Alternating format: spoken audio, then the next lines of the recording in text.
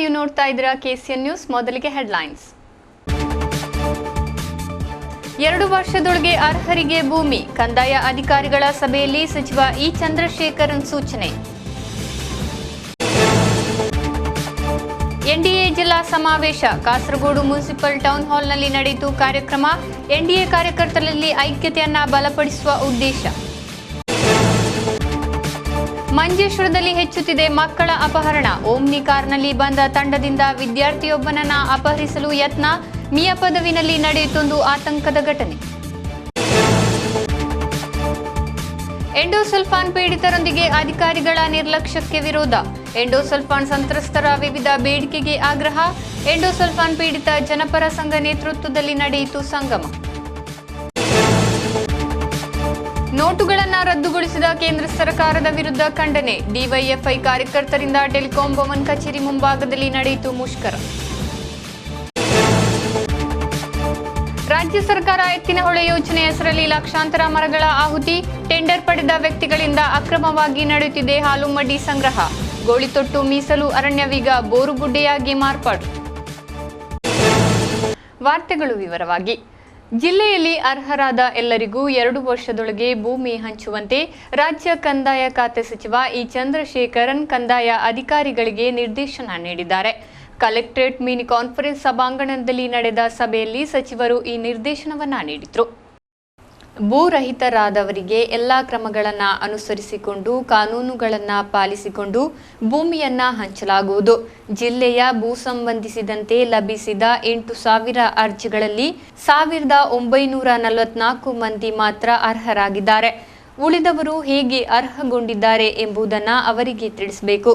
ಅರ್ಹರಾದವರಿಗೆ ಭೂಮಿಯನ್ನ ಅಳೆದು ನೀಡಬೇಕು. ಕೆಳಮಟ್ಟದಲ್ಲಿರುವವರ ಅರ್ಜಿಗಳನ್ನು ಮೊದಲು ಪರಿಗಣಿಸಬೇಕು. ಪರಿಶಿಷ್ಟ ಜಾತಿ, ಪರಿಶಿಷ್ಟ ವರ್ಗ ಕಾಲೋನಿಗಳಲ್ಲಿ ಭೂ ದಾಖಲೆ ಇಲ್ಲದವರು ಯಾರೂ ಇರಕೂಡದು. ಇದಕ್ಕಾಗಿ ಉಪಜಿಲ್ಲಾಧಿಕಾರಿಗೆ ಜವಾಬ್ದಾರಿ ನೀಡಲಾಯಿತು. ಸಭೆಯಲ್ಲಿ ಶಾಸಕರುಗಳಾದ PB Abdul Razak, K Kunhiraman, NA Nellikunnu, M Rajagopalan, principal secretary PH Kurian, ಭೂಕಂದಾಯ ಆಯುಕ್ತ AT ಜೇಮ್ಸ್, ಜಿಲ್ಲಾಧಿಕಾರಿ K ಜೀವನ್ ಬಾಬು, ಉಪಜಿಲ್ಲಾಧಿಕಾರಿ ಮೃಣ್ಮಯ್ ಜೋಶಿ, ADMK ಕೆ ಅಂಬುಜಾಕ್ಷನ್ ಸೇರಿದಂತೆ ಮೊದಲಾದವರು ಉಪಸ್ಥಿತರಿದ್ದರು. ಎನ್ಡಿಎ ಜಿಲ್ಲಾ ಸಮಾವೇಶ ಸಮಾಪನಗೊಂಡಿತು. ಕಾಸರಗೋಡು ಮುನ್ಸಿಪಲ್ ಟೌನ್ ಹಾಲ್ನಲ್ಲಿ ಕಾರ್ಯಕ್ರಮ ನಡೆಯಿತು. ಎನ್ಡಿಎ ಕಾರ್ಯಕರ್ತರಲ್ಲಿ ಐಕ್ಯತೆಯನ್ನ ಇನ್ನಷ್ಟು ಬಲಪಡಿಸಲು ಸಮಾವೇಶವನ್ನ ಆಯೋಜಿಸಲಾಯಿತು. ಬಿಜೆಪಿ ರಾಷ್ಟ್ರೀಯ ನಿರ್ವಾಹಕ ಸಮಿತಿ ನಾಯಕ CK പത്മനാഭൻ ಸಮಾವೇಶವನ್ನ ಉದ್ಘಾಟಿಸಿ ಮಾತನಾಡಿದರು.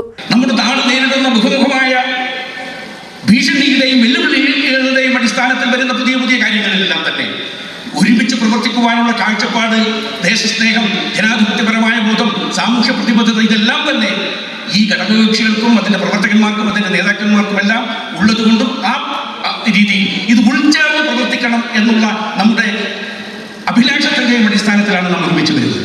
അതുകൊണ്ട് മുന്നണി എന്ന് പറയുമ്പോൾ ആ മുന്നണിയുടെ ശൈലി, അതിൻ്റെ സംസ്കാരം, അതിൻ്റെ സമ്പ്രദായം, പരസ്പര ബഹുമാനം, പരസ്പര വിശ്വാസം, പരസ്പര സ്നേഹം ഇതെല്ലാം അങ്ങോട്ടും ഇങ്ങോട്ടും കൊടുത്ത് ഒറ്റക്കെട്ടായി ഒരു മനസ്സോടുകൂടി നമുക്ക് ഒന്നിച്ച് നീങ്ങാൻ കഴിയുന്ന രീതിയിൽ നമ്മുടെ ദേശീയ ജനാധിപത്യ സഖ്യം വളർന്നു വരേണ്ടതായിട്ടുണ്ട്. ಬಿಜೆಪಿ ನೇತಾರರುಗಳಾದ ಪ್ರಮೀಳಾ ಸಿ ನಾಯಕ್, ಮಡಿಕೇಯಿ ಕಮಾರನ್, ನ್ಯಾಯವಾದಿ ಕೆ ಶ್ರೀಕಾಂತ್, BDJS ನೇತಾರರಾದ ಗಣೇಶ್ ಪಾರಘಟ್ಟ, JSS ರಾಜ್ಯ ಸೆಕ್ರೆಟರಿ ರಾಜನ್ ಬಾಬು ಮೊದಲಾದವರು ಮಾತನಾಡಿದರು. ಮಕ್ಕಳ ಅಪಹರಣ ಮಾಫಿಯಾ ಮಂಜೇಶ್ವರ ಉಪ್ಪಳದಲ್ಲಿ ಮತ್ತೆ ತಲೆ ಎತ್ತಿಕೊಂಡಿವೆ. ಶಾಲೆ ಬಿಟ್ಟು ಮನೆಗೆ ತೆರಳಿ ಮನೆಯಿಂದ ಹಾಸ್ಟೆಲ್ಗೆ ಬರುತ್ತಿದ್ದ ದಾರಿ ಮಧ್ಯೆ ವಿದ್ಯಾರ್ಥಿಯೊಬ್ಬನನ್ನ ತಂಡವೊಂದು ಅಪಹರಿಸಿದ ಘಟನೆ ಮಿಯಪದವು ಪೆಟ್ರೋಲ್ ಬಂಕ್ ಸಮೀಪ ಸಂಭವಿಸಿದೆ. ವಿದ್ಯಾರ್ಥಿಯೊಬ್ಬನನ್ನ ಕಪ್ಪು ಓಮ್ನಿ ವ್ಯಾನ್ನಲ್ಲಿ ಆಗಮಿಸಿದ ತಂಡವೊಂದು ಪತ್ರಿಕೆಯೊಂದನ್ನ ಹೊರಗೆ ಬಿಸಾಡಿ ಅದನ್ನ ಹೆಕ್ಕಿಕೊಡಲೆಂದು ಬಾಲಕನಲ್ಲಿ ವಿನಂತಿಸಿ ಅದನ್ನ ಬಾಲಕ ಎತ್ತಿಕೊಡುತ್ತಿರುವ ಮಧ್ಯೆ ಬಾಲಕನನ್ನ ಓಮ್ನಿಯೊಳಗೆ ಹಿಡಿದೆಳೆದು ಅಪಹರಿಸಿದ ಘಟನೆ ಸೋಮವಾರ ಸಂಜೆ 6 ಗಂಟೆಯ ಅಂದಾಜಿಗೆ ಮಿಯಪದವು ಪೆಟ್ರೋಲ್ ಬಂಕ್ ಸಮೀಪದಲ್ಲಿ ಸಂಭವಿಸಿದೆ. ಇದು ಇದೀಗ 1 ತಿಂಗಳಿನ ಮಧ್ಯೆ ನಡೆಯುವ 4ನೇ ಪ್ರಕರಣವಾಗಿದೆ. ಮಿಯಪದವು ಬೇರಿಕೆ ನಿವಾಸಿ ಹಾಗೂ ಬಂದ್ಯೋಡು ದರ್ಗಾ ಮಸೀದಿಯ ಇಮಾಮ್ ಆಗಿರುವ ಮೊಹಮ್ಮದ್ CK ಎಂಬುವರ 12 ವರ್ಷದ ಪುತ್ರ ಹಾಗೂ ಮಿಯಪದವು ಸರ್ಕಾರಿ ಶಾಲೆಯ 8ನೇ ತರಗತಿ ವಿದ್ಯಾರ್ಥಿ ಮೊಹಮ್ಮದ್ ಅಜ್ನಲ್ ಅಪಹರಣಕ್ಕೀಡಾದ ಬಾಲಕನಾಗಿದ್ದಾನೆ. ಓಮ್ನಿ ಕಾರಿನೊಳಗೆ ದುಂಡಗಾದ 4 ಇದ್ದರೆಂಬುದಾಗಿ ಬಾಲಕ ಹೇಳಿದ್ದಾನೆ. ಬಾಲಕ ಬೊಬ್ಬೆ ಹಾಕಿದಾಗ ಕನ್ನಡದಲ್ಲಿ ಮಾತನಾಡುತ್ತಿದ್ದ ಇವರಲ್ಲಿ ಒಬ್ಬ ಬಾಲಕನ ಬಾಯಿಗೆ ಬಟ್ಟೆ ತುರುಕಿಸಿದ್ದಾನೆಂದು ಹೇಳಲಾಗಿದೆ. ಬಳಿಕ ಹಾಗೆಯೇ ಹೊಸಂಗಡಿ ಭಾಗಕ್ಕೆ ಬಂದ ಓಮಿನಿ ಪುನಃ ಮಿಯಾಪದವು ಕಡೆ ತಿರುಗಿದಾಗ ಮಿಯಾಪದವು ಸಲಫಿ ಮಸೀದಿಯ ಹತ್ತಿರ ತಲುಪುವಾಗ ಬಾಲಕ ಬಾಯಿಗೆ ಬಟ್ಟೆ ತುರುಕಿದವನ ಕೈಯನ್ನು ಕಚ್ಚಿದಾಗ ಬಾಲಕನ ಬೊಬ್ಬೆ ಕೇಳಿ ತಬ್ಬಿಬ್ಬಾದ ತಂಡ ಮಿಯಾಪದವು ಸಲಫಿ ಮಸೀದಿಯ ಸಮೀಪದಲ್ಲಿ ಬಾಲಕನನ್ನ ಉಪೇಕ್ಷಿಸಿ ಪರಾರಿಯಾಗಿದೆ. സ്കൂൾ വിട്ടിട്ട് പരക്ക് വന്നു ബേരിക്കന്ന് വാപ്പാസ് തിരിച്ച് ഹോസ്റ്റലിലേക്ക് പോവാണ് വട്ടിപ്പതായി. അങ്ങനെ മീയപ്പതായ പെട്രോൾ പമ്പിലേക്ക് എത്തുന്ന സമയത്ത് ഒരു ഓമിനി ബ്ലൂ കാർ വന്നിട്ട് പത്രം താഴിട്ട് ആ പത്രം പെറുക്കാൻ വേണ്ടി പറഞ്ഞു. അവൻ പെറുക്കിയിട്ട് കൊടുക്കുമ്പോൾക്ക് കൈ പിടിച്ച് വലിച്ചിട്ടിട്ട് കാറിൽ ഇട്ടുകൊണ്ട് പോയി. കാറിൽ 4 ആളുണ്ടായിരുന്നു. അങ്ങനെ ഒസങ്കാടി മറ്റേ സലഫി ഫണ്ട് അടുത്ത് എത്തുമ്പോൾ അവർ ഇറക്കി കുട്ടീനെ ഇറക്കിയിട്ട് കാറ് പോയി. ಬಾಲಕ ಗಾಬರಿಯಾಗಿ ಅಳುತ್ತಿರುವುದನ್ನ ಕಂಡ ರಿಕ್ಷಾ ಚಾಲಕನೊಬ್ಬ ಬಾಲಕನಿಗೆ ಮೊಬೈಲ್ ಕೊಟ್ಟು ತಾಯಿಯಲ್ಲಿ ಮಾತನಾಡಿಸಿದ್ದಾನೆ. ಬಳಿಕ ಸ್ಥಳೀಯರು ಆಗಮಿಸಿ ಮಂಚೇಶ್ವರ ಪೊಲೀಸರಿಗೆ ಮಾಹಿತಿ ನೀಡಿದ್ದಾರೆ. ಇದರಂತೆ ಆಗಮಿಸಿದ ಮಂಚೇಶ್ವರ ಪೊಲೀಸರು ಬಾಲಕನನ್ನ ಠಾಣೆಗೆ ಕೊಂಡೊಯ್ದು ವಿಚಾರಣೆ ನಡೆಸುತ್ತಿದ್ದಾರೆ. ರಾತ್ರಿ 11 ಗಂಟೆ ತನಕ ಬಾಲಕ ಠಾಣೆಯಲ್ಲಿ ವಿಚಾರಣೆಗಾಗಿ ಬಾಕಿ ಉಳಿದಿದ್ದ. ಈ ಸಂದರ್ಭ ಊರವರು ಕೂಡ ಠಾಣೆಯ ಮುಂಭಾಗದಲ್ಲಿ ಜಮಾಯಿಸಿದ್ರು. ತಿಂಗಳಿನ ಕಂತುಗಳಲ್ಲಿ ಬೆಡ್ ಹಾಗೂ ಇತರ ಸಾಮಗ್ರಿಗಳನ್ನು ನೀಡುವುದಾಗಿ ಅನ್ಯ ರಾಜ್ಯದ ಹಲವು ಓಮ್ನಿ ವ್ಯಾನ್ಗಳಲ್ಲಿ ಆಗಮಿಸುತ್ತಿರುವ ಕೆಲವೊಂದು ಅಪರಿಚಿತ ವ್ಯಕ್ತಿಗಳು ಮಂಚೇಶ್ವರ ಪರಿಸರದಲ್ಲಿ ತಿರುಗಾಡುತ್ತಿರುವುದು ಹಲವು ಶಂಕೆಗಳಿಗೆ ಕಾರಣವಾಗಿದೆ. ಅವರನ್ನ ಪೊಲೀಸರು ಸರಿಯಾದ ತನಿಖೆ ನಡೆಸಬೇಕೆಂಬುದಾಗಿ ಊರವರು ಆಗ್ರಹಿಸಿದ್ದಾರೆ. ಎಂಡೋಸಲ್ಫಾನ್ ಪೀಡಿತರೊಂದಿಗೆ ಅಧಿಕಾರಿಗಳು ತೋರಿಸುತ್ತಿರುವ ನಿರ್ಲಕ್ಷ್ಯದ ಎದುರಾಗಿ ಎಂಡೋಸಲ್ಫಾನ್ ಪೀಡಿತರು ಪ್ರತಿಭಟನೆಯನ್ನ ನಡೆಸಿದ್ರು. ಎಂಡೋಸಲ್ಫಾನ್ ಪೀಡಿತ ಜನಪರ ಸಮಿತಿ ನೇತೃತ್ವದಲ್ಲಿ ಪ್ರತಿಭಟನೆಯನ್ನ ಹಮ್ಮಿಕೊಳ್ಳಲಾಯಿತು.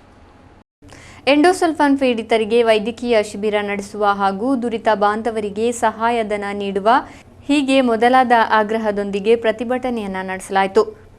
പ്രതിഭടനെയನ್ನ നാരായണൻ പെരിയ ഉദ്ഘാട്ടിಸಿದ್ರು. ആത്മഹത്യ പൂർണ്ണമായില്ലെങ്കിൽ അത് കുറ്റമാണ്, ശിക്ഷിക്കും. കെട്ടി തൂക്കിയപ്പോൾ കയറ് പൊട്ടി വീണു. അയാൾ കേസിലെ പ്രതിയാണ്. സ്വന്തം ജീവൻ കൊടുക്കാൻ നമുക്ക് അധികാരമില്ല. അതുകൊണ്ട് അത് കുറ്റമാണ്. അയാളെ ശിക്ഷിക്കും. ആത്മഹത്യ ശ്രമത്തിന് ആത്മഹത്യ പ്രേരണയും കുറ്റമാണ്. ആത്മഹത്യ ചെയ്യാൻ ഒരാളെ നിർബന്ധിതനാക്കിയാൽ, അതിനുള്ള സാഹചര്യം ഉണ്ടാക്കിയാൽ അത് കുറ്റമാണ്. അതിന് പ്രേരിപ്പിച്ച ആളുടെ പേരിൽ നടപടിയെടുക്കും, വിചാരണ ചെയ്ത് ശിക്ഷിക്കും. അങ്ങനെ വരുമ്പോൾ ഈ കഴിഞ്ഞ ദിവസം അടുത്തടുത്ത ദിവസങ്ങളിൽ നടന്ന 2 ആത്മഹത്യകളുടെ ഉത്തരവാദി, അതിനെ പ്രേരിപ്പിച്ചത് ആരാണ്? നമ്മുടെ ഭരണാധികാരികൾ തന്നെ. ಎಂಡೋಸಲ್ಫಾನ್ ಪೀಡಿತ ಸಂಘ ನೇತಾರ ಮುನೀಸಾ ಅಂಬಲ್ತರ ಅಡಕಂ ಸೇರಿದಂತೆ ಸುಮಾರು ಜನರು ಭಾಗವಹಿಸಿದ್ರು.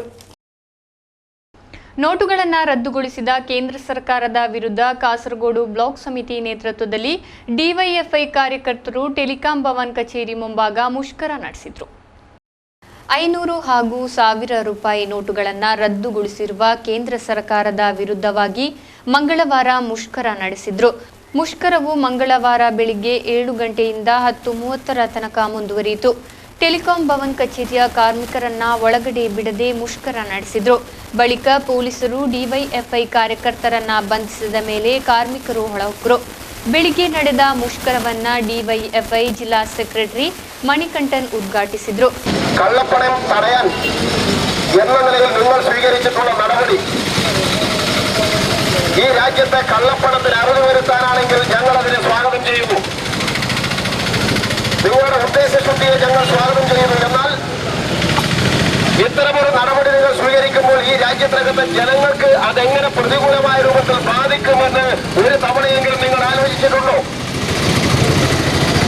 ഈ രാജ്യത്തിനകത്ത് സാധാരണക്കാരായിട്ടുള്ള ജനങ്ങളുടെ ജീവിതം താളം തെറ്റിപ്പോകാതിരിക്കാൻ, തകർന്നു പോകാതിരിക്കാൻ എന്ത് മുൻകരുതലാണ് ഈ കള്ളപ്പണത്തിന്റെ പേരിൽ നിങ്ങൾ ഇവിടെ സ്വീകരിച്ചിട്ടുള്ള നോട്ട് പിൻവലിക്കുന്നതിന്റെ ഭാഗമായി എടുത്തിട്ടുള്ളത്?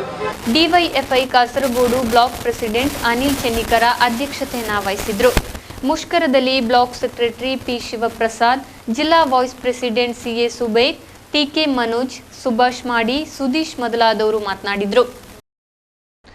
ರಾಜ್ಯ ಸರ್ಕಾರ ಒಂದೆಡೆ ಎತ್ತಿನಹೊಳೆ ಯೋಜನೆಯ ಹೆಸರಲ್ಲಿ ಲಕ್ಷಾಂತರ ಮರಗಳ ಆಹುತಿ ಮಾಡುತ್ತಿದ್ರೆ ಇನ್ನೊಂದು ಕಡೆ ಕಾಡುತ್ಪತ್ತಿ ಸಂಗ್ರಹದ ಹೆಸರಿನಲ್ಲಿ ಮರಗಳನ್ನ ಅನಧಿಕೃತವಾಗಿ ನಾಶ ಮಾಡುವ ಪ್ರಕ್ರಿಯೆಯಲ್ಲಿ ನಿರತವಾಗಿದೆ. ಅದು ಹೇಗೆ ಅಂತೀರಾ? ಈ ಸ್ಟೋರಿ ನೋಡಿ. ಹಚ್ಚ ಹಸುರಿನಿಂದ ಮರಗಿಡಗಳಿಂದ ತುಂಬಿ ತುಳುಕುತ್ತಿದ್ದ ಗೋಳಿತೊಟ್ಟು ಮೀಸಲು ಅರಣ್ಯವೀಗ ಬೋರುಗುಡ್ಡೆಯಾಗಿ ಮಾರ್ಪಟ್ಟಿದೆ. ಅರಣ್ಯ ಇಲಾಖೆಯು ಆದಾಯಕ್ಕಾಗಿ ಈ ಕಾಡಿನಲ್ಲಿ ಸಾವಿರಾರು ಸುಗಂಧ ದ್ರವ್ಯಗಳನ್ನು ತಯಾರಿಸಲು ಬಳಸುವಂತಹ ಹಾಲುಮಡ್ಡಿ ಮರಗಳನ್ನು ನೆಟ್ಟು ಸಾಕುತ್ತಿದೆ. ಈ ಹಾಲುಮಡ್ಡಿ ಮರಗಳು ಬೆಳೆದು ಅದರಿಂದ ಹಾಲುಮಡ್ಡಿ ಅಂಟು ಬರುವ ಸಂದರ್ಭದಲ್ಲಿ ಈ ಮರಗಳನ್ನು ಹೊರ ವ್ಯಕ್ತಿಗಳಿಗೆ ಟೆಂಡರ್ ಮೂಲಕ ನೀಡುತ್ತಿದ್ದು, ಟೆಂಡರ್ ಪಡೆದಂತಹ ವ್ಯಕ್ತಿಯು ಆ ಮರಗಳಿಂದ ಹಾಲುಮಡ್ಡಿಯನ್ನು ಸಂಗ್ರಹಿಸಿ ಮಾರಾಟ ಮಾಡುವುದು ಸಾಮಾನ್ಯವಾಗಿದೆ. ಆದರೆ ಇತ್ತೀಚಿನ ದಿನಗಳಲ್ಲಿ ಈ ಹಾಲುಮಡ್ಡಿಯನ್ನು ಸಂಗ್ರಹಿಸಲು ಗುತ್ತಿಗೆ ಪಡೆದಿರುವಂತಹ ವ್ಯಕ್ತಿಗಳು ಕೇವಲ ಹಾಲುಮಡ್ಡಿಯನ್ನು ಸಂಗ್ರಹಿಸುವುದಲ್ಲದೆ ಅತಿ ಆಸೆಗೆ ಒಳಗಾಗಿ ಮರದಿಂದ ಬಂದಷ್ಟು ಬರಲಿ ಎನ್ನುವ ಕಾರಣಕ್ಕೆ ಮರವನ್ನೇ ಕೊರೆಯುವಂತಹ ಪ್ರಯತ್ನದಲ್ಲಿ ತೊಡಗಿದ್ದಾರೆ. ಈ ಕಾರಣಕ್ಕಾಗಿ ಹಾಲುಮಡ್ಡಿ ಮರಗಳು ಇಂದು ಗೋಳಿತಟ್ಟು, ಪುದುವೆಟ್ಟು ಹಾಗೂ ಇತರ ಕಾಡುಗಳಲ್ಲಿ ಸಾವಿರಾರು ಸಂಖ್ಯೆಯಲ್ಲಿ ನೆಲಕ್ಕುರುಳುತ್ತಿವೆ. ಅದೇ ಇದು ಪುದುವೆಟ್ಟು ಗ್ರಾಮದಲ್ಲಿ ಒಂದು ಹಾಲ್ಮಡ್ಡಿ ಎಂದು ಇದು ಅಕ್ರಮವಾಗಿ ನಡೀತಾ ಇತ್ತು. ಅದನ್ನು ಯಾರು ಅರಣ್ಯ ಸಚಿವರು ಯಾರು ಬಂದು ನೋಡಿ ಏನು ಪರಿಶೀಲನೆ ಮಾಡದೆ ಟೆಂಡರ್ ಮಾಡಿದರಲ್ಲಿ ಇದು ಮಕ್ಕಳಿಗೆ ತೊಂದರೆ ಆಗ್ತಿದೆ. ರೋಡು ಬ್ಲಾಕ್ ಆಗ್ತಿದೆ, ಮತ್ತು ಕರೆಂಟ್ ಇಲ್ಲ, ತಿಂಗಳಗಟ್ಟಲೆ ಕರೆಂಟ್ ಇಲ್ಲ, ಕರೆಂಟ್ ಲೈನ್ ಬಿದ್ದರೆ ಕರೆಂಟ್ ಇರಲ್ಲ. ಹಾಲುಮಡ್ಡಿಯನ್ನ ಸಂಗ್ರಹಿಸುವ ವ್ಯಕ್ತಿಗಳು ಕೇವಲ ಹಾಲುಮಡ್ಡಿಯನ್ನ ಮಾತ್ರ ಸಂಗ್ರಹಿಸಿದರೆ ಸಾರ್ವಜನಿಕರಿಗೆ ಯಾವುದೇ ತೊಂದರೆಯಾಗುತ್ತಿರಲಿಲ್ಲ. ಆದರೆ ಅವೈಜ್ಞಾನಿಕ ರೀತಿಯಲ್ಲಿ ಮರಗಳಿಗೆ ಹಾನಿಯನ್ನುಂಟು ಮಾಡುತ್ತಿರುವುದರಿಂದ ರಸ್ತೆಯ ಪಕ್ಕದಲ್ಲಿರುವ ಮರಗಳು ಪ್ರತಿದಿನ ರಸ್ತೆಗೆ ಬೀಳುತ್ತಿದೆ. ಯಾವ ಮರ ಯಾರ ತಲೆಗೆ, ಯಾವ ವಾಹನದ ಮೇಲೆ ಬೀಳುತ್ತದೆ ಎನ್ನುವುದನ್ನು ಊಹಿಸುವುದೇ ಕಷ್ಟ ಎನ್ನುವ ಮಟ್ಟಕ್ಕೆ ಈ ಸಮಸ್ಯೆಯು ಬೆಳೆದು ನಿಂತಿದೆ. ಟೆಂಡರ್ ಆಗಿದೆ, ಅದು ಕ್ರಮಬದ್ಧವಾಗಿ ಕಾನೂನು ಪ್ರಕಾರ ಆಗಿದೆ, ಹಾಗೆ ಮಾಡಬೇಕು. ಮತ್ತು ಲೋಕಲ್ನವರಿಗೆ ನಮಗೆ ಇಲ್ಲಿಯವರಿಗೆ ಕೆಲಸ ಕೊಡಬೇಕು. ಅದರಲ್ಲಿ ಇಷ್ಟರವರೆಗೆ ನಮಗೆ ಕಷ್ಟ ಆಗಿದೆ. ಅದರಿಂದ ಮರ ಬೀಳುವುದು, ರೋಡ್ ಬ್ಲಾಕ್ ಆಗೋದು, ಮತ್ತು ಈ ಮಕ್ಕಳು ಶಾಲೆಗೆ ಹೋಗುವಾಗ ಗಾಡಿ ಹೋಗೋದಿಲ್ಲ, ಮತ್ತು ನಮ್ಮ ಮನೆಯಲ್ಲಿ ಯಾವುದೋ ವೆಹಿಕಲ್ ಇದೆ ಕೊಂಡೋಗ್ಲಿಕ್ಕೆ ಆಗೋದಿಲ್ಲ, ಅದೆಲ್ಲ ಸಮಸ್ಯೆ ಇದೆ. ಮರ ಬೀಳ್ತದೆ, ಅದರಿಂದ ರೋಡಿಗೆ ಬಿದ್ದು ಸಾರ್ವಜನಿಕರಿಗೆ ತುಂಬ ಇದಾಗ್ತದೆ, ಅಂದರೆ ಬ್ಲಾಕ್ ಆಗ್ತದೆ. ಮತ್ತು ಯಾವಾಗ ಮರ ಬೀಳ್ತದೆ, ಯಾವಾಗ ಮಳೆ ಬರ್ತದೆ ಅಂತ ಗೊತ್ತಾಗೋದಿಲ್ಲ ಸಾರ್ವಜನಿಕರಿಗೆ. ಹಾಲುಮಡ್ಡಿಯಿಂದ ಮರವನ್ನು ಎಲ್ಲ ಡ್ಯಾಮೇಜ್ ಮಾಡಿ ಅಡ್ಡ ಬೀಳ್ತದೆ. ಇದನ್ನು ಸಾರ್ವಜನಿಕರಿಗೆ, ಮಕ್ಕಳಿಗೆ, ಶಾಲೆ ಮಕ್ಕಳಿಗೆ ಎಲ್ಲ ತೊಂದರೆ ಆಗುತ್ತೆ. ನಿರ್ದಿಷ್ಟ ನಿಯಮಗಳನ್ನು ಪಾಲಿಸದೆ ಸರಕಾರಕ್ಕೆ ಹಣ ಕಟ್ಟಿದ್ದೇನೆ ಎನ್ನುವ ಕಾರಣಕ್ಕೆ ಕಾಡಿನಲ್ಲಿರುವ ಮರಗಳನ್ನು ಈ ರೀತಿಯಾಗಿ ನಾಶ ಮಾಡುವುದು ಎಷ್ಟು ಸರಿ ಎನ್ನುವ ಪ್ರಶ್ನೆಗಳು ಸಾರ್ವಜನಿಕರನ್ನ ಕಾಡುತ್ತಿದೆ. ಅಲ್ಲದೆ ಹಾಲುಮಡ್ಡಿ ಸಂಗ್ರಹಿಸುವುದರ ಜೊತೆಗೆ ಕಾಡಿನಲ್ಲಿರುವ ಬೆಲೆಬಾಳುವ ಮರಗಳು ಸಾಗಾಟವಾಗುತ್ತಿದೆ ಎನ್ನುವ ಆರೋಪವೂ ಕೇಳಿಬರುತ್ತಿದೆ. ಆರೋಪಗಳಿಗೆ ಪುಷ್ಟಿ ನೀಡುವಂತೆ ಈ ಬಾರಿ ಗೋಳಿತೊಟ್ಟು ಅರಣ್ಯದಲ್ಲಿರುವ 4,000 ಮರಗಳಿಂದ ಹಾಲುಮಡ್ಡಿ ಸಂಗ್ರಹಿಸಲು ಟೆಂಡರ್ ಪಡೆದ ವ್ಯಕ್ತಿಯು 1 ಕೋಟಿಗೂ ಮಿಕ್ಕಿದ ಬಿಡ್ ಕರೆದಿದ್ದು, ಇಷ್ಟು ಕಡಿಮೆ ಪ್ರಮಾಣದ ಮರಗಳಿಂದ ಅಷ್ಟೊಂದು ಪ್ರಮಾಣದ ಹಾಲುಮಡ್ಡಿ ಸಂಗ್ರಹ ಅಸಾಧ್ಯವಾಗಿದ್ರೂ ಕೋಟಿ ರೂಪಾಯಿಗಳನ್ನು ಕೊಟ್ಟು ಟೆಂಡರ್ ಪಡೆಯುವ ಯೋಜನೆಯ ಉದ್ದೇಶವೂ ಸ್ಪಷ್ಟವಾಗುತ್ತದೆ. 500 ಹಾಗೂ 1000 ರೂಪಾಯಿ ನೋಟುಗಳನ್ನು ರದ್ದುಗೊಳಿಸಿದ ಕೇಂದ್ರ ಸರ್ಕಾರದ ನಿಯಮದ ವಿರುದ್ಧ ಪ್ರತಿಭಟನೆ ನಡೆಯಿತು. ಕಾಸರಗೋಡಿನಲ್ಲಿ ಐಎನ್ಟಿಯುಸಿ ವತಿಯಿಂದ ಪ್ರತಿಭಟನೆಯನ್ನು ಹಮ್ಮಿಕೊಳ್ಳಲಾಯಿತು. ಹಿಂದೆ ಇದ್ದ ಹಾಗೂ ಈಗ ಇರುವ ಕಾಂಗ್ರೆಸ್ ಪಾರ್ಟಿ ನೇತಾರರನ್ನು ಇಲ್ಲದಾಗಿ ಮಾಡಲು ಶ್ರಮಿಸುತ್ತಿರುವ ಬಿಜೆಪಿ ಸರ್ಕಾರದ ನೀತಿಯನ್ನು ಖಂಡಿಸಿ ಕಾಸರಗೋಡಿನಲ್ಲಿ ಪ್ರತಿಭಟನೆ ನಡೆಸಲಾಯಿತು. ಪ್ರತಿಭಟನೆಯನ್ನು ಐಎನ್ಟಿಯುಸಿ ರಾಜ್ಯ ನಿರ್ವಾಹಕ ಸಮಿತಿ ನಾಯಕ ಎಂ ಭುವನೇಂದ್ರ ನಾಯರ್ ಉದ್ಘಾಟಿಸಿದರು. ಮಂಡಲಾಧ್ಯಕ್ಷ ಪಿಜಿ ಟಾನಿ ಅಧ್ಯಕ್ಷತೆಯನ್ನು ವಹಿಸಿದರು. ವಿಜಯಕುಮಾರ್ ಪಯ್ಯನ್ನೂರ್, ಅಬೂಬಕರ್ ತುರ್ತಿ, ಹರೀಂದ್ರನ್, ಜಗದೀಶ್, ಸುನಿಲ್ ಕುಮಾರ್, ಸಯೀದ್ ಮೊದಲಾದವರು ಮಾತನಾಡಿದರು. ಹೊಸದುರ್ಗ ಸರ್ಕಲ್ ಸಹಕಾರಿ ಯೂನಿಯನ್ ಹಾಗೂ ವಿವಿಧ ಸಹಕಾರಿ ಸಂಘಗಳ ಸಹಭಾಗಿತ್ವದಲ್ಲಿ ಅಖಿಲ ಭಾರತ ಸಹಕಾರಿ ವಾರಾಚರಣೆಯ ಜಿಲ್ಲಾ ಮಟ್ಟದ ಉದ್ಘಾಟನೆ ನಡೆಯಿತು. ಕಾಂಜಂಗಾಡ್ ವ್ಯಾಪಾರ ಭವನದಲ್ಲಿ ನಡೆದ ಕಾರ್ಯಕ್ರಮವನ್ನು ಕಂದಾಯ ಸಚಿವ ಇ ചന്ദ്രശേഖരൻ ഉദ്ഘാಟಿಸಿ മാതനാടിದರು. 63ാമത് സഹകരണ വാരാഘോഷം സംഘടിപ്പിക്കുമ്പോൾ ആദ്യഘട്ടങ്ങളിൽ ഉണ്ടായിരുന്ന ബാലാരിഷ്ടതകളൊക്കെ നീങ്ങിയ ഒരു സഹകരണ സ്ഥാപനങ്ങളും സംവിധാനങ്ങളുമാണ് നമുക്കിപ്പോൾ ഉള്ളത്. എന്നാൽ അതേസമയം ഒട്ടേറെ പ്രശ്നങ്ങളെ അഭിമുഖീകരിച്ചു കൊണ്ടിരിക്കുന്നു സഹകരണ മേഖല എന്നത് നമുക്കറിയാവുന്ന കാര്യമാണ്. സഹകരണ മേഖലയ്ക്കെതിരായി നമ്മുടെ കേരളം പോലുള്ള സംസ്ഥാനത്ത് നിലനിൽക്കുന്ന സഹകരണ പ്രസ്ഥാനത്തിൻ്റെ നിലനിൽപ്പിന് തന്നെ ഭീഷണിയാകുന്ന തരത്തിലുള്ള നിയമത്തിലെ ഭേദഗതികളും മറ്റു നടപടികളും ഉയർന്നുണ്ട്. ಉದ್ಮಾ ಶಾಸಕ ಕೆ ಕುಂಜಿರಾಮನ್ ಅಧ್ಯಕ್ಷತೆಯನ್ನು ವಹಿಸಿದರು. ಶಾಸಕ ಎಂ ರಾಜಗೋಪಾಲನ್ ಮುಖ್ಯ ಅತಿಥಿಗಳಾಗಿದ್ದರು. ಈ ಸಂದರ್ಭದಲ್ಲಿ K Raveendran, PC Raman, M Karunakaran, Divakaran ಮೊದಲಾದವರು ಮಾತನಾಡಿದರು. ವಾರಾಚರಣೆಯ ಅಂಗವಾಗಿ ನಡೆದ ತಾಲೂಕು ಮಟ್ಟದ ಪ್ರಬಂಧ ಸ್ಪರ್ಧೆಯಲ್ಲಿ ವಿಜೇತರಾದವರಿಗೆ ಕಾಸರಗೋಡು ಜಿಲ್ಲಾದಳ ಸಹಕಾರಿ ಬ್ಯಾಂಕಿನ ಅಧ್ಯಕ್ಷ ಪಿಸಿ ರಾಮನ್ ಬಹುಮಾನವನ್ನು ನೀಡಿದರು. ಮಣಿಮುಂಡ ಫೆಸ್ಟ್ 2016 ಮಂಗಳವಾರದಂದು ಸಮಾಪ್ತಿಗೊಂಡಿತು.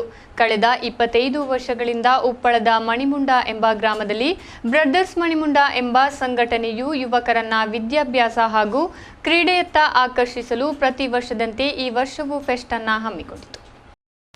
ಕಳೆದ 5 ದಿನಗಳಲ್ಲಾಗಿ ವಿವಿಧ ಆಟೋಟ ಸ್ಪರ್ಧೆಗಳೊಂದಿಗೆ ಜರುಗಿದ ಮಣಿಮುಂಡ ಫೆಸ್ಟ್ನಲ್ಲಿ ಹಲವಾರು ಮಂದಿ ಕ್ರೀಡಾಪಟುಗಳು ಭಾಗಿಯಾದರು. ಶೇಖ್ ಮೊಯ್ದೀನ್ ಸಾಬೀರ್ ರವರ ಅಧ್ಯಕ್ಷತೆಯಲ್ಲಿ ಜರುಗಿದ ಸಮಾರೋಪ ಸಮಾರಂಭವನ್ನ ಮಣಿಮುಂಡ ಬ್ರದರ್ಸ್ನ ಹಿರಿಯ ಸದಸ್ಯ ನೂರ್ ಮೊಹಮ್ಮದ್ ಉದ್ಘಾಟಿಸಿದರು. ಈ ವರ್ಷದ ಫೆಸ್ಟ್ನಲ್ಲಿ ನಾವು ವಿದ್ಯಾರ್ಥಿಗಳಿಗೆ, ಕ್ರೀಡಾಳುಗಳಿಗೆ, ಸ್ತ್ರೀಯರಿಗೆ, ಮಹಿಳೆಯರಿಗೆ, ಯುವಕರಿಗೆ, ಯುವತಿಯರಿಗೆ ಎಲ್ಲರನ್ನೂ ಪ್ರಾಧಾನ್ಯತೆ ನೀಡಿಕೊಂಡು ಈ ಒಂದು ಫೆಸ್ಟ್ ಅನ್ನು ಹಮ್ಮಿಕೊಂಡಿದ್ದೇವೆ. ಬಳಿಕ ವಿಜೇತರಿಗೆ ಬಹುಮಾನವನ್ನ ವಿತರಿಸಲಾಯಿತು. ಅತ್ಯಂತ ಅಧಿಕ ಅಂಕವನ್ನ ಪಡೆದ ಸ್ಥಳೀಯ ನಿವಾಸಿ ಮೊಹಮ್ಮದ್ ಸಫ್ವಾನ್ ಸಾಬ್ರಿ ಮಣಿಮುಂಡದ ಸ್ಟಾರ್ ಆಗಿ ಬೆಳೆದರು. ಇವರು 25 ಅಂಕಗಳನ್ನು ಪಡೆದಿದ್ದಾರೆ.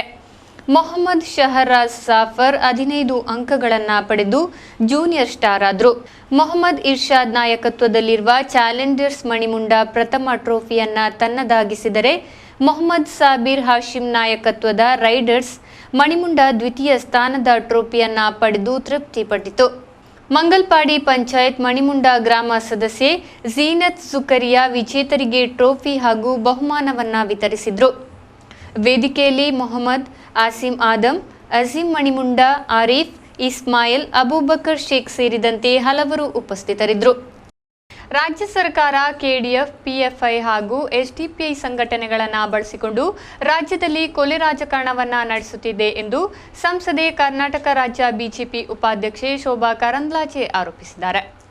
ರುದ್ರೇಶ್ ಕೊಲೆ ಪ್ರಕರಣದಲ್ಲಿ ಸಚಿವ ರೋಷನ್ ಬೇಗ್ ಕೈವಾಡದ ಬಗ್ಗೆ, ತಾನು ಮಾಡಿದ ಆರೋಪದ ವಿರುದ್ಧ ತನ್ನ ಮೇಲೆ ಮಾನನಷ್ಟ ಮೊಕದ್ದಮೆ ಹಾಕಿದ ಬಗ್ಗೆ ಪ್ರತಿಕ್ರಿಯಿಸಿದ ಸಂಸದೆ, ತನ್ನ ಮೇಲೆ ಸಚಿವರು 100 ಮಾನನಷ್ಟ ಮೊಕದ್ದಮೆ ನೀಡಿದರೂ ತಾನು ಮಾಡದ ಆರೋಪಗಳಿಗೆ ಬದ್ಧ ಎಂದು ಅವರು ಇದೇ ಸಂದರ್ಭದಲ್ಲಿ ಹೇಳಿದರು.